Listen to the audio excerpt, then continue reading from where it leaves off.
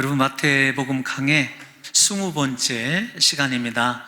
온유한 자의 복에 대해서 사랑하는 성도 여러분들과 제가 생각해 보게 되었습니다. 온유를 준비하면서 동서양을 막론하고 온유에 대하여 이렇게 깊은 관심을 가지고 있다라는 사실을 깨닫게 되었습니다. 예컨대 우리가 너 자신을 알라라고 말한 유명한 소크라테스라고 하는 헬라의 철학자가 있지 않습니까? 그 철학자가 이런 이야기를 했어요. 너 자신을 알라고 말한 사람이 얘기한 거예요. 어려서는 겸손해라, 혈기왕성할 때는 온유하라, 장년이 되었을 때는 공정하라, 그리고 나이 들었을 때에는 신중하라. 저는 굉장히 이 말 자체가 가슴에 와 닿더라고요. 어렸을 때 겸손함을 배워야 되고, 혈기왕성할 때 온유함으로 자기 자신을 다스릴 수 있고, 모든 것이 완성된 권력을 가지고 있을 때 공정하게 그 권력을 행사할 수 있고, 나이 들었을 때 내가 연륜이 있어서 모든 것을 다 하라 라고 생각하면서 경솔하게 행하지 아니하고 신중하게 행할 수 있다고 한다면, 이거 굉장한 삶의 큰 지혜를 얻게 될 것이다 라는 생각을 하게 되었습니다. 아무튼 소크라테스도 힘의 균형에 있어서 온유함이 얼마나 중요한지를 이야기했습니다. 또 하나, 소크라테스와 더불어서 유명한 사람 있지 않습니까? 아리스토텔레스가 이렇게 이야기를 했어요. 온유에 대해서 그는 직접적으로 정의를 했습니다. 온유는 격렬한 분노와 전혀 화를 내지 않는 것의 중간이다. 즉, 미칠 정도로 화를 내는 것과 전혀 화를 내지 않는 것의 중간이 온유다. 이렇게 온유에 대해서 정의를 해 놓았더라고요. 그런데 그의 온유에 대한 정의를 보게 되면 힘과 부드러움의 조화, 이런 관점에서 이야기를 하면서 이 동양의 중용의 사상과 비슷한 이야기를 아리스토텔레스가 해놨다는 것을 보게 됩니다. 온유라고 하는 자체를 설명하면서요, 동양에서는 온유 자체가 어떤 것이냐라고 하는 성격을 규정하기보다는 굉장히 분명하고 정확한 개념을 확립을 해 놓았어요. 우리가 잘 아는 중용 있지 않습니까? 중용을 제가 살펴보니까 공자의 손자이면서 증자라고 하는 사람의 제자인 자사라고 하는 사람이 있어요.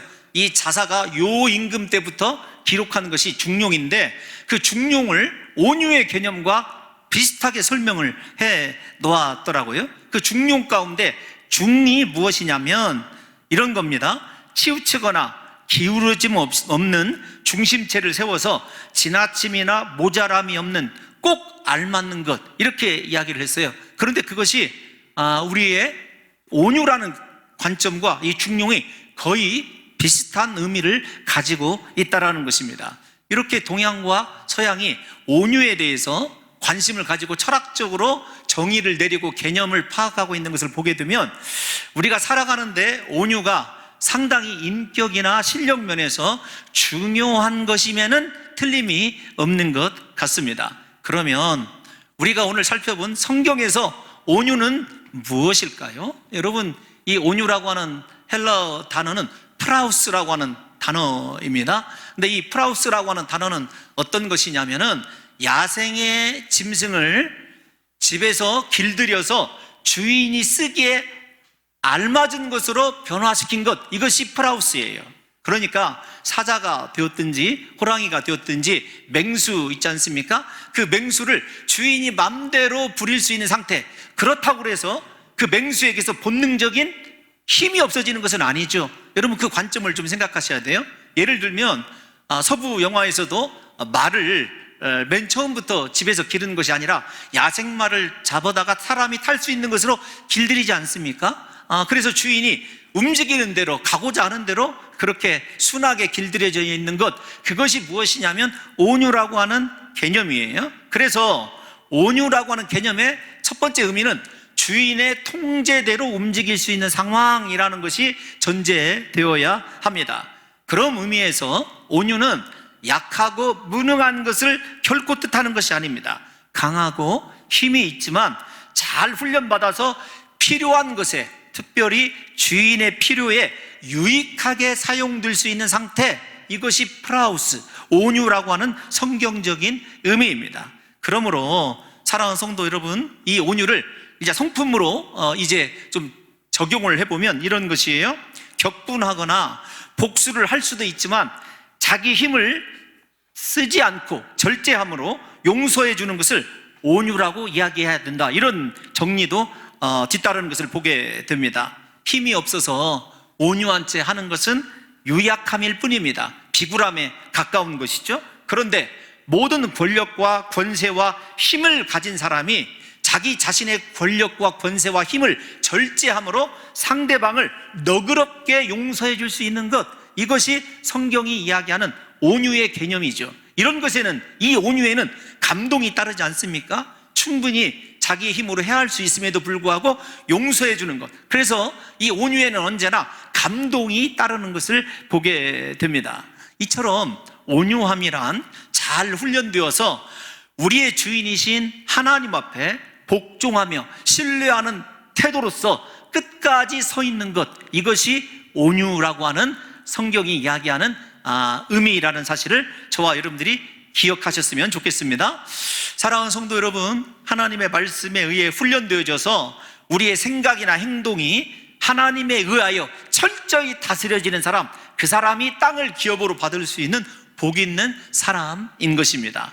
우리 사랑하는 성도 여러분들과 제가 오늘 온유에 대하여 살펴볼 때 성품적으로 또 하나님 앞에서의 헌신하는 행위적으로 내 인생이 하나님 손에 의하여 잘 다스려져 있고 하나님 쓰시기에 유익한 사람인지를 함께 기능적으로 생각해 보았으면 좋겠어요. 이런 관점에서 앞에서 야생의 동물을 훈련시키는 것을 볼 때 먼저 우리가 정리를 하고 넘어가야 될 것이 있습니다. 온유는 절대로 선천적인 것이 아닙니다. 아이고, 우리 김 집사는 원래 타고날 때부터 성품이 온유했어, 그 말은 진리가 아니라는 거예요. 성경에서 온유는 언제나 훈련되어지고 다스림 받는 후천적인 상태라는 거예요. 그러니까 우리가 예수 믿고 난 이후에 반드시 하나님의 말씀으로 훈련되어져야 되고, 정말로 훈련 잘 되어졌다, 저 사람은 하나님이 쓰시기에 합당한 사람이다 라고 하는 것이 어떤 것이냐면 온유함, 성품의 변화라는 거죠. 제가 사복음서를 강의할 때마다 여러분들에게 우리 인생에서 누릴 수 있는 최고의 최고의 복은 여러분 나의 변화입니다. 성품의 변화입니다. 나의 옛사람이 죽어지고 내가 예수님을 닮는 것입니다. 그 예수님 닮음의 가장 결정적인 증거가 무엇이냐면 온유예요. 그래서 예수 그리스도께서 뭐라고 말씀하셨냐면 마태복음 11장에서도 나는 온유하고 겸손하다, 이렇게 말씀하셨어요. 예수님의 성품 자체가 온유하시기 때문에 겸손한 거죠. 우리가 이 온유함을, 죄송한 말씀이지만 죽는 내내 하나님 말씀에 순종함으로 내 속에서 피나는 영적인 전투를 통해서 이루어야 될 신앙의 덕목이라는 것을 분명히 이해하셔야 된다는 것입니다. 그런데 여러분, 우리가 후천적이어서 반드시 훈련되어지고 다스려져야 되는 것이 온유라고 하는 성품인데, 사랑하는 성도 여러분, 이 온유를 우리 힘으로, 우리의 이성으로 혹은 우리의 특별한 노력으로 훈련시킬 수 있다라고 생각하면 큰 오산입니다. 원래부터 죄성으로 오염되어 있는 우리는 우리 스스로를 절대로 하나님 쓰시기에 합당한 사람으로 어떤 수고를 하든지 어떤 노력을 하든지 특별한 돌을 닦든지 절대로 온유하게 할 수 없다는 것입니다. 성경에서 온유는 반드시 성령과 연관이 되어져 있어요. 무슨 말이냐면 이런 겁니다. 내 자신에 의해서는 절대로 온유가 완성될 수 없고 성령 하나님과의 관계에 의해서만 우리가 온유해질 수 있다라는 거예요. 그래서 대표적으로 한 구절만 우리가 빠르게 찾아보면 우리가 잘 아는 성령의 9가지 열매 가운데 온유가 들어있다는 거 기억하시죠? 성령의 9가지 열매가 어디에 나오죠? 갈라디아서 5장 22절과 23절에 나와 있습니다. 우리 함께 읽어보겠습니다. 시작. 오직 성령의 열매는 사랑과 희락과 화평과 오래 참음과 자비와 양선과 충성과 온유와 절제니 이 같은 것을 금지할 법이 없느니라. 아멘. 좀 사족을 달고 넘어가죠. 어떤 거냐면 우리가 성령의 9가지 열매 이렇게 얘기를 했었을 때 우리는 9가지 개별적인 열매라고 생각을 합니다. 그런데 원어 성경을 보면 열매가 단수예요. 하나를 이야기합니다. 그런데 하나의 열매에서, 제가 이 말을 잘 설명을 드리도록 하겠습니다. 열매는 하나예요. 9개가 있는 것이 아닙니다. 하나인데 그 속에서 9가지 맛이 나는 것, 이게 성령의 열매입니다. 그러니까 정말로 예수 그리스도를 구주로 고백하고 성령의 다스림 속에서 살아가는 사람은 사랑도 있고 희락도 있고 화평도 있고, 우리가 잘 아는 대로 다른 사람에 대해서 오래 참기도 하고 자비를 베풀고 양선을 베풀고 오래 참음과 충성, 이 모든 절제를 우리 사랑하는 성도 여러분들과 제가 행할 수 있다라는 것입니다. 그러니까 부디 성령의 9가지 열매를 개별적인 것으로 생각하지 말고 아주 좋은 맛있는 과일이 있는데 9가지 맛이 난다, 이렇게 생각하면 좋겠어요? 우리 사랑하는 성도 여러분들과 저에게 성령께서 이 시간에 역사해 주심으로 우리의 인격에 9가지 성령의 열매, 예수 그리스도 닮은 성품이 보여지시는 역사가 있으시기를 예수님의 이름으로 축원합니다. 그러므로 성령의 열매를 통해서 내가 온유해지기를 원하는 사람, 다시 말씀을 드리면 성령에 의하여 철저히 다스림 받아서 예수님 닮기를 원하는 방법은 성령 하나님께서 내 마음에서 내 본능을, 내 옛사람을 장악하고 이길 때만 성령의 열매가 나타나게 되어 있습니다. 그래서 우리에게 성령 충만하는 이유가 무엇 때문에 그러냐면, 성령 충만해야 내 본질이 깨어지고 내가 변화되기 때문이고, 성령에 의해서만 우리가 온유를 이룰 수 있다라고 한다면, 사랑하는 성도 여러분, 우리에게 온유를 체득할 수 있는 길은 딱 2가지밖에 없습니다. 하나님 앞에서 기도하는 것과 말씀으로 내 자신을 날마다 단련시키는 것. 기도와 말씀 외에는 살아계신 진리의 영이신 성령이 우리 안에서 역사할 수 있는 길이 없는 거죠. 그러니까 부디 이번 설교를 통해서 온유함이 내게 가장 필요한 복이라고 혹시 깨달으시거든 날마다 성령 충만하시기를 기도하시고 말씀으로 내 자신을 잘 다듬으셔서 사랑하는 성도 여러분들과 저에게 옛사람은 죽어지시고 성령 하나님이 내 안에 거하시는 완전한 하나님의 성소가 되어서 내게서 인격적으로 성품적으로 예수 그리스도의 형상이, 하나님의 형상이 다른 이들에게 온전히 보여지는 역사가 있으시기를 예수님의 이름으로 축원합니다. 여러분, 이따가 말씀드리겠습니다만 땅을 기업으로 받기 위해서는요, 내가 성령 충만해서 성령으로 내 옛사람을 다스리고 장악해야 온유를 얻을 수 있다는 사실을 분명히 좀 기억해 주셨으면 좋겠어요. 그런데 우리가 예수 믿고 내가 정말로 성령이 충만한 사람으로 변화되었는가, 변화되어 있지 않은가 라고 하는 것은요, 태도를 보면 알 수 있어요. 첫 번째로 하나님에 대한 태도를 보면 알 수 있고, 두 번째로 다른 사람에 대한 나의 태도를 보면 내 믿음의 정도, 나의 변화됨의 정도, 정확히는 내게 성령 하나님의 다스림에 의한 온유가 형성되어 있는지 아닌지를 알 수가 있다는 것입니다. 먼저 우리 사랑하는 성도 여러분, 하나님 앞에서 태도가 어떤 것을 이야기하냐면 이런 거예요. 하나님께서 우리 인생을 우리가 원하지 않는 방향으로 이끌어 가신다 할지라도 하나님에 대한 사랑과 경외심이 변하지 않으면 그 사람 온유한 것입니다. 예컨대 하나님께서 우리를 때로는 쉴만한 물가와 푸른 풀밭으로 내 인생을 이끌어 가셔도 하나님 감사합니다. 그 축복에 눈이 멀어서 하나님을 잃어버리는 것이 아니라 그 축복을 붙잡고 계신 하나님이 내게 중요해져요. 그 사람 분명히 온유한 사람입니다. 반대로 내 인생이 사망의 음침한 골짜기를 다닐지라도 그 사망의 음침한 골짜기 때문에 하나님이 보이지 않고 오히려 그 고난에 함몰되어 있으면 그 사람 온유한 사람이 아니에요. 내 삶이 지금 광야를 지나고 있고 내 힘으로 절대 극복하기 어려운 고난 가운데 있어도 그 고난 가운데서도 나를 붙들고 계신 하나님이 보여서 하나님에 대한 태도가 한결같으면 그 사람 온유한 사람이라는 것입니다. 예를 들면 다시 처음으로 돌아와서 우리가 원치 않는 고난이 내게 찾아왔을 때 하나님에 대해서 섭섭해하고 원망하고 불평한다면 그 사람 온유한 사람이 아니라는 것입니다. 온유한 사람은 우리의 주인 되신 하나님께서 나를 어떻게 인도하시든지 하나님 뜻에 자기를 맡기고 하나님께서 반드시 이 일을 통하여 이루실 뜻이 있다는 사실을 믿음으로 말미암아 요동하지 아니하고 그때에도 한결같이 하나님을 사랑하는 마음을 갖고 감사할 수 있는 마음을 갖는 것이 온유함이다, 이렇게 이야기할 수 있습니다. 그래서 온유함을 저는 이렇게 정의해요. 하나님의 주권을 인정하고 모든 섭리를 수용할 수 있는 상태, 이것이 온유함이에요. 내 인생의 주권을 하나님께 맡기는 거예요. 그리고 하나님이 인도하시는 대로 살아가는 것입니다.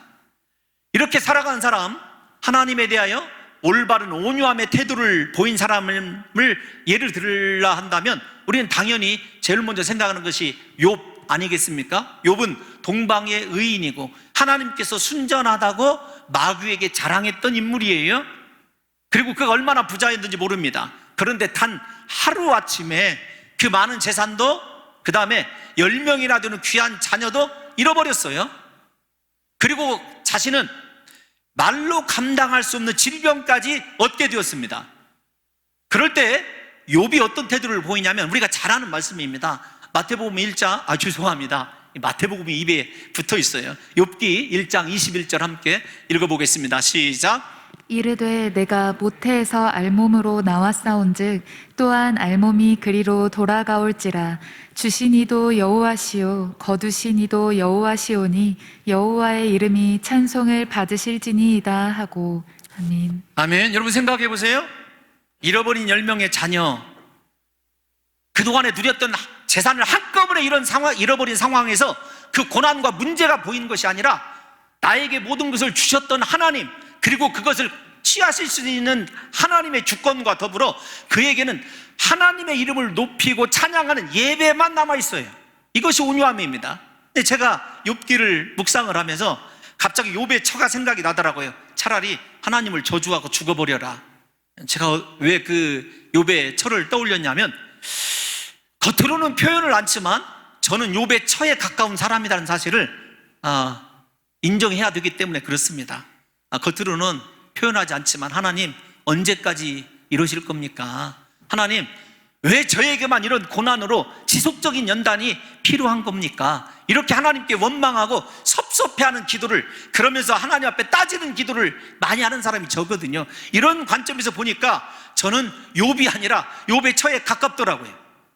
사랑하는 성도 여러분들이요, 가장 절망적인 상황에서도 하나님을 기억하고 그분의 이름을 높이고 찬양할 뿐만 아니라 내 모든 것이 그분에게서 나왔다는 사실을 인정하고 그분께 돌려드릴 수 있는 이 욥의 마음이 온유함이라는 사실을 우리가 기억한다면, 지금 절망의 터널을 지나며 고통의 세월을 보내고 계신 사랑하는 성도 여러분들과 제가 어떻게 하나님께서 인도하심에 태도를 보여야 되고 반응을 해야 되는지 분명한 샘플을 가지고 있는 것 아니겠습니까? 사랑하는 성도 여러분들이요, 하나님은 나를 창조하셨습니다.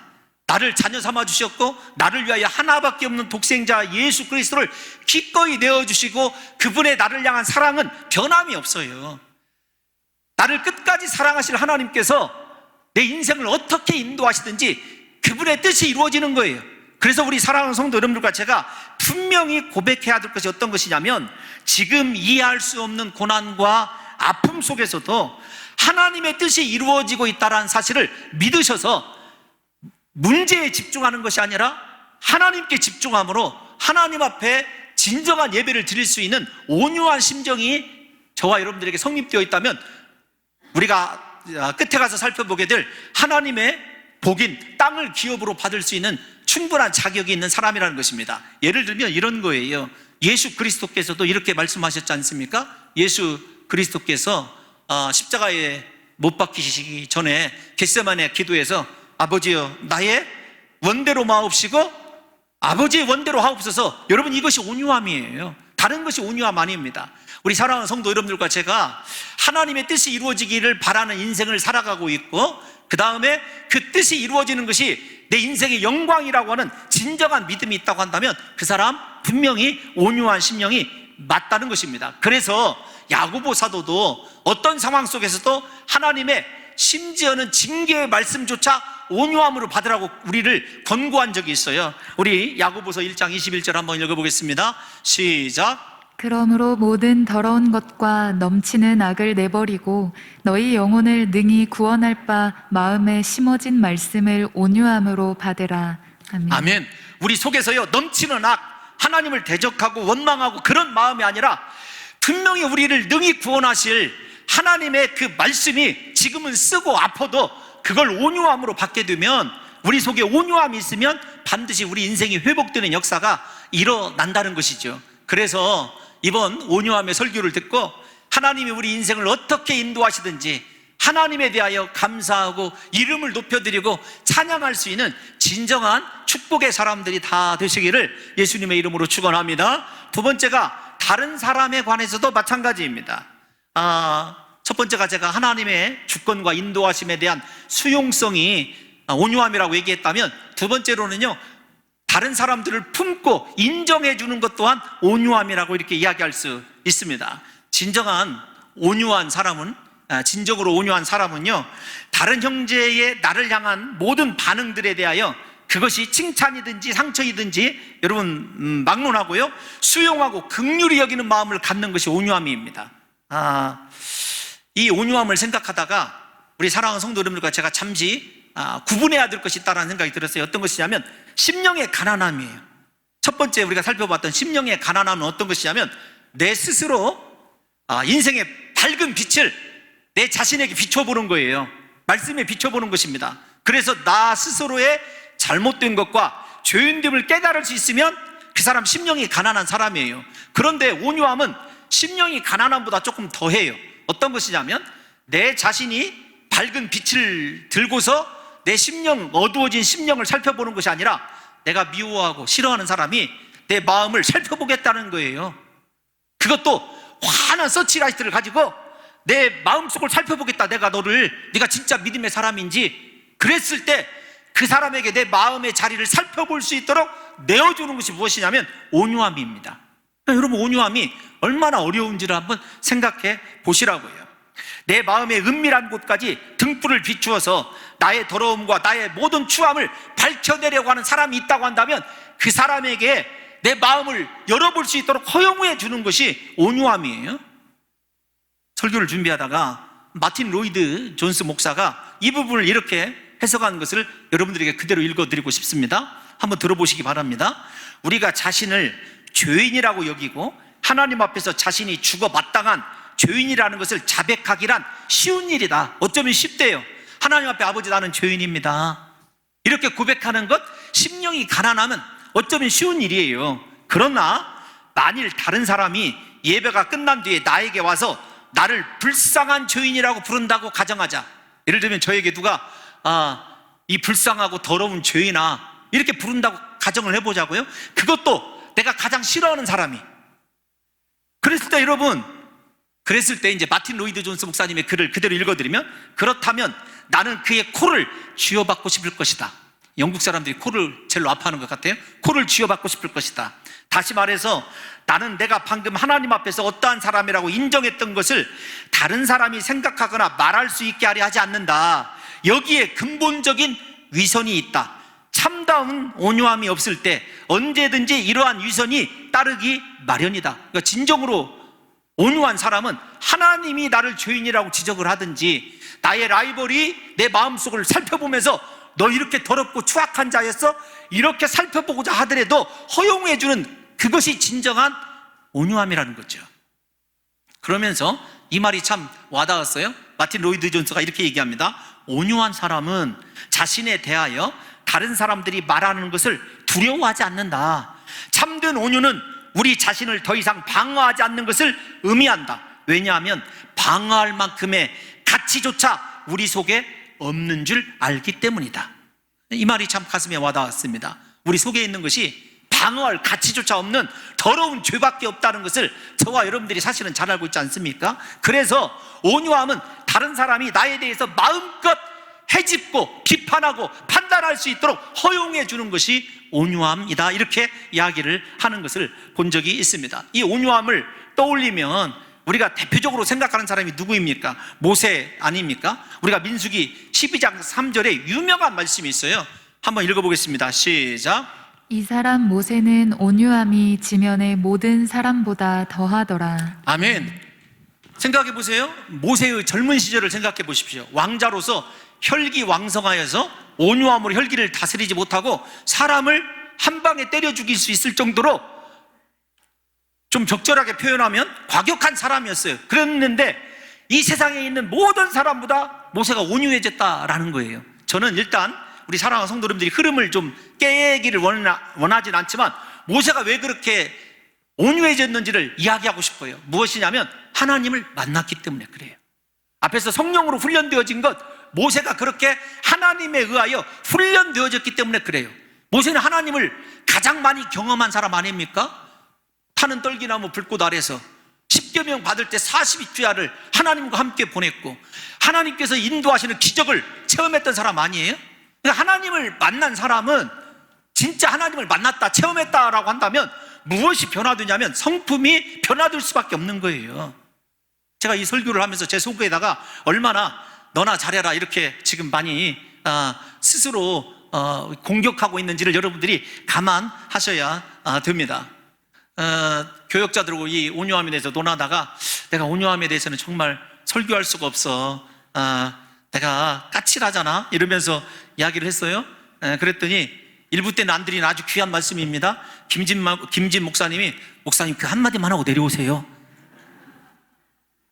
아주 길을 가르쳐 줬어요. 지금 일부 때 안 나와서 속으로 좋다고 하고 지금 초등부에서 열심히 설교하고 있을 거예요. 그런데 전 세계로 생중계 자신의 이름이 생중계되고 있으리라는 생각은 못하고 있을 것입니다. 어쨌든 약간은 통쾌합니다. 여러분 이거 다시 생각을 한번 해보세요. 하나님을 만났다. 진짜 홍 목사 네가 하나님을 만났느냐? 하나님을 경험했다면 모세와 같이 온유해져야 되는 것이 당연한 인생의 결과라는 것입니다. 우리가 모세의 온유함이 실제적으로 어떤 것이었는지를 한번 살펴볼까요? 민수기 12장을 이왕에 살펴봤으니까 모세가 구스 여인을 취했습니다. 여러분 그 구스 여인이 누구냐에 대해서는 신학적인 논쟁이 있어요. 대부분 보수적인 견해에서도 약간은 어디로 치우쳐 있느냐면 십보라로 치우쳐 있어요. 그러나 이 구스 여인이 우리가 잘 아는 대로 피부색이 달랐던 것은 사실인 것 같습니다. 누구냐를 따져야 되고 여러 가지 상황이 있기 때문에 제가 그것을 이 시간에 말씀드리는 것이 아니라 이 부분에 대해서는 출애굽기 강의 때, 우리 강해 때 지금 새벽에 이미 성도들에게 말씀을 드렸어요. 그러니까 새벽 예배 나오신 분들은 이 내용을 알고 계십니다. 근데 이 구스 여인을 취하니까 모세와 그의 누이 미리암이 모세를 비난하면서 모세의 권위에 도전을 해요. 그런데 그 모세와 아론과 미리암의 속 사정은 어떤 것이냐면 왜 하나님은 모세만 사용하실까? 왜 모세 너만 지도자가 되어야 되느냐라고 하는 모세에 대한 질투와 시기가 담겨져 있어요. 모세가 그것을 모르는 것이 아닙니다. 그런데도 모세가 어떻게 하냐면 단 한마디도 대꾸하지 않아요. 침묵합니다. 모세에게 아론과 미리암을 벌할 수 있는 권리가 있어요. 그럼에도 불구하고 모세가 벌하지 않아요. 이것이 온유함이에요. 하나님을 기다립니다. 하나님을 기다리는 것, 사람을 향하여 입을 열지 않고 하나님을 기다리는 것, 이것이 온유함입니다. 결국은 하나님이 미리암을 치셔서 미리암이 우리가 잘 아는 대로 이 나병에 걸리지 않습니까? 그런 상황 속에서 그 다음에 모세가 어떻게 하냐면 하나님 앞에 미리암을 위해서 간절히 기도해요. 축복합니다. 요즘 말로 얘기하면 자기를 힘들게 하고 많은 사람들 앞에서 대적했던 사람인데 하나님 미리암 누나를 고쳐달라고 하나님 앞에 간절히 기도하는 모세의 모습이 무엇이냐면, 사랑하는 성도 여러분들이요, 이것이 바로 온유함의 가장 중요한 표상이에요. 이 온유함을 이룰 수 있는 길은 다른 것을 이루어지지 않습니다. 하나님을 만나고 성령으로 우리가 능력으로 내 자신의 삶을 다스림 받게 되었을 때만 가능한 거죠. 우리 예수님께서도 마찬가지입니다. 마태복음 12장에 보면 예수님께서 이 이사야의 말씀을 인용하시면서 상한 갈대를 마저 꺾지 아니하시고 꺼져가는 심지를 마저 끄지 아니하시는 예수 그리스도의 메시아 되심을 그렇게 묘사한 글이 있어요. 어떤 거냐면 꺾어버릴 수 있습니다. 그런데 꺾지 않으셔요. 훅 불어서 그 불 끌 수도 있어요. 그런데 그 심지 끄지 않으십니다. 이것이 온유함이에요. 예수 그리스도의 온유함. 권세가 있으셔서 자신의 대적들을 충분히 여러분 벌 주실 수 있음에도 불구하고 그 권세를 하나님의 뜻을 위하여 사용하지 않는 것, 이것이 온유함입니다. 사랑하는 성도 여러분들과 제가 사람에 대해서 긍휼히 여기는 것, 사람을 불쌍히 여기고 사랑하는 것, 내가 아프고 힘들지언정 그 사람에 대해서 반응하지 않는 것, 이것이 진정한 사랑하는 성도 여러분들이요, 온유함의 극치라는 사실을 잊지 않아야 돼요. 지금까지 우리 냉정히 생각해 보십시다. 여러분들을 판단하고 힘들게 하는 사람에 대해서 내가 어떻게 반응했는가, 나는 과연 정말로 땅을 기업으로 받을 수 있는지를 한번 생각해 보자는 것입니다. 사실 저는 이 팔복 가운데 가장 받고 싶은 복이 온유함입니다. 사모하는 복이. 제가 설교 원고에 이렇게 썼습니다. 저는 온유의 복이 너무나 좋습니다. 목회자로서 온유하기를 소원합니다. 그래서 다른 사람에서가 아니라 저 자신에게 자유를 주고 싶습니다. 온유하면 진짜 자유로울 것 같아요. 하나님의 앞에서도 한결같은 신앙의 태도를 가지고 있죠. 다른 사람이 뭐라고 해도 침묵하면서 하나님의 개입을 기다리는 믿음의 사람이죠. 더군다나 내게 그들을 벌할 수 있는 힘과 능력이 있어도 사용하지 않는 진정한 뿌듯함이 있을 것 아닙니까? 그러면서 제가 떠오른 것이 무엇이냐면, 왜 행복하지 못할까? 제 안에 있는 열등의식과 비교의식 때문에 행복하지 못하다는 사실도 더불어 이미 알고 있는 거지만 다시 한번 확인하게 되었습니다. 우리가 신앙생활을 하면서도 왜 행복하지 못하냐면 온유하지 못하기 때문에 그래요. 온유하지 못하기 때문에 언제나 다른 사람에 대하여 열등의식을 가지고 비교의식을 가지고 생각한다는 것입니다. 여러분, 진짜 온유하면 다른 사람이 무엇을 하든지 무엇을 소유하든지 여러분 자유로울 수가 있어요. 왜냐하면 나에게는 하나님만 보이니까. 그래서 사람을 초월하고 자기 자신의 부족한 점과 단점까지도 용서할 수 있는 진정한 자비가 나오더라고요. 제게는 제 자신을 용납하지 못하는 참 특이한 그런 성격이 있어요. 뿐만 아니라 이 온유하면 목회자로서 가져야 될 긴장감에서 해방될 것 같아요. 긴장감. 여러분, 이 긴장감은 되지도 못할 완벽주의 때문에 생기는 거예요. 열등의식도 있죠, 비교의식도 있죠, 완벽주의도 나름대로 있는 것 같습니다. 뭐 어떤 거냐면 반드시 모든 것을 잘해야 돼요. 여러분들은 어쩔지 모르겠지만 경쟁에서 이겨야 됩니다. 다른 사람보다 기도도 더 많이 해야 되고 공부도 더 많이 해야 되고 목회 부흥도 더 많이 시켜야 돼요. 항상 그래서 칼날 위에 서 있는 것 같이 아슬아슬하게 지나갑니다. 그런데 결론이 무엇인 줄 아십니까? 성령으로 다스림 받지 못해서 하나님이 원하시는 진정한 온유함이 무엇인지를 모르기 때문이라는 사실을 깨닫게 된 것이죠. 사랑하는 성도 여러분들이에요. 그래서 온유해지면, 제가 설교와 별도로 이렇게 고백을 한 거예요. 온유해지면 내 자신에게 쉼을 줄 수 있겠구나. 내 자신이 참 평안하고 진정한 행복을 누릴 수 있겠구나.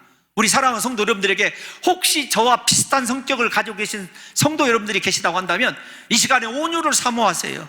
그래서 사람들로부터 자유해지십시오. 여러분 스스로에게도요 쉼과 안식을 줄 수 있는 진정한 온유한 백성 되시기를 예수님의 이름으로 축원합니다. 예수 그리스도는 나의 장점 때문에 나를 쓰신 것이 아닙니다.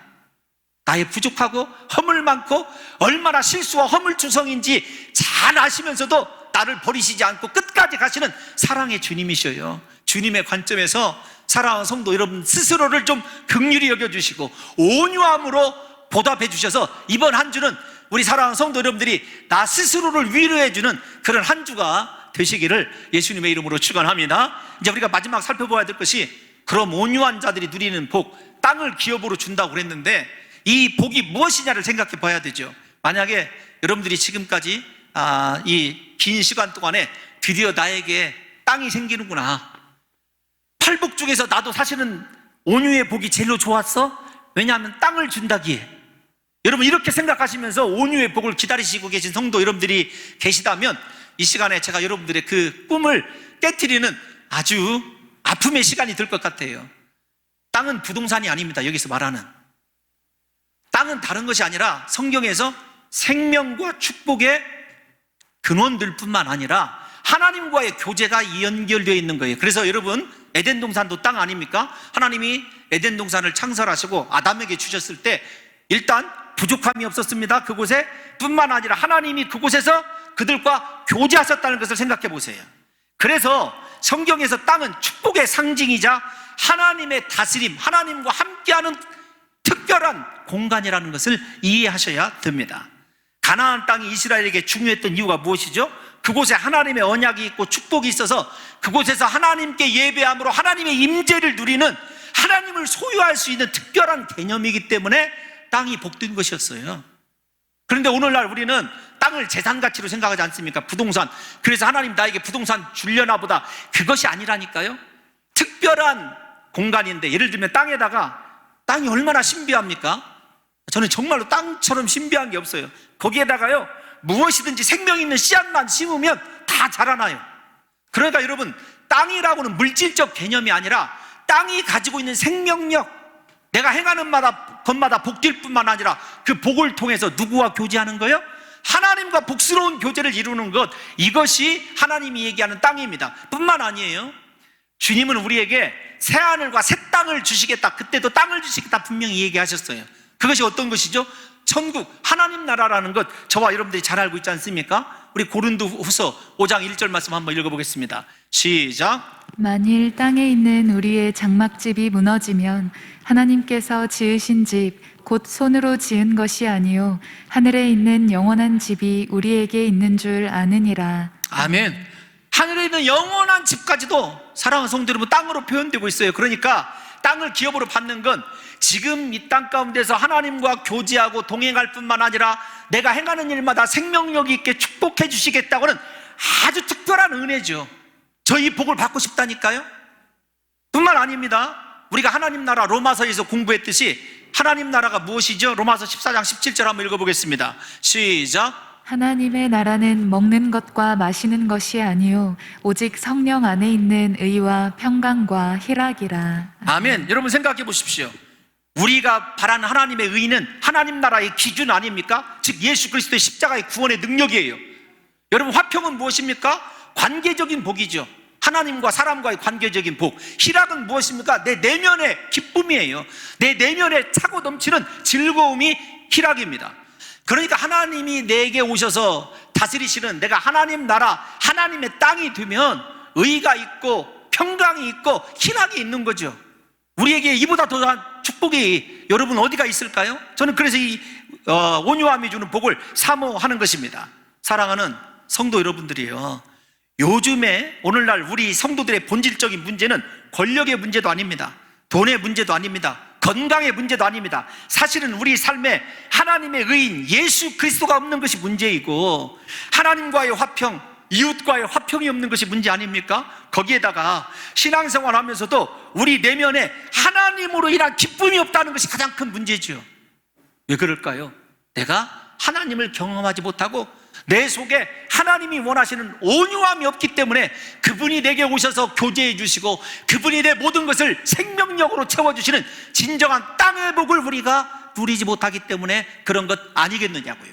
구약에서도 우리가 누려야 될 이 온유함의 복에 대해서 이렇게 얘기합니다.